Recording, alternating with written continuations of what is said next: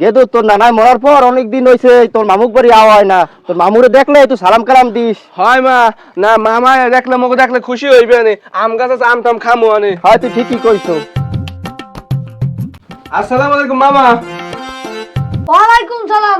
এ দূর রেলের রোদে তোরা আইলি কি মনে রিয়া? নে ভাই এ টাকা পয়সা গুছাই আমার জামাই কুরবানি দিতে পারবে না বুঝছেন, এখন এই হইতে পগ্গ লইয়া আইছি, মোরা এই কুরবানি ঈদ আমনক বাড়তি কাটামু। আরে মুই এমনি আছি টেনশনের মধ্যে, তুই আবার একটা টেনশন লই আসি রইছো।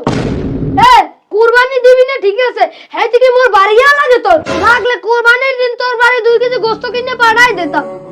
এমনি জয় ঝামেলা টেনশনে বাঁচি না, আবার আরেক ঝামেলা লই আইছে। নে ভাই আপনি তার আমরা কিছু চাইতেই নাই, আমার জামাই প্রত্যেক বছরই কুরবানি দেয়, এবছর আমাকে ব্যবসায় লস হওয়ার কারণে আমরা কুরবানিটা দিতে পারতে আসি না, এই জন্য এই পোয়াটা লইয়া আমনক বার তাই উঠছিলাম এই কুরবানি ঈদটা কাটাম আমনক বাড়তে।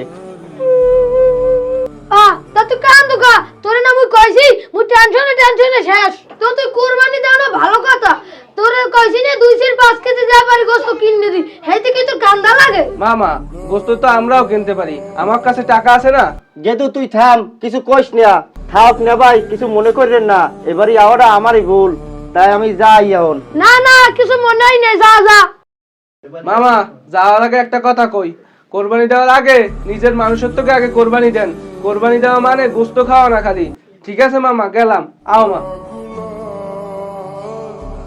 কুরবানি হয় মনের ত্যাগে, টাকার জোরে নয়। গরিব হলেও নিয়ত পাক, ছোট মোরা কয়।